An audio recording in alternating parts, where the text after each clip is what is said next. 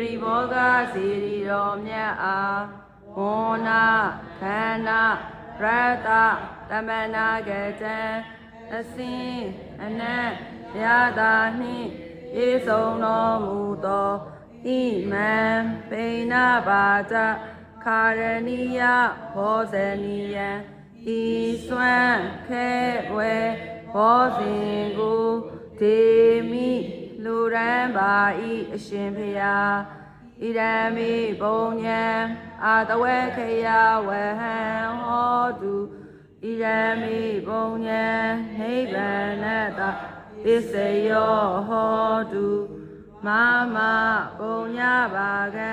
သဗ္ဗတ္တနံပါစီမိ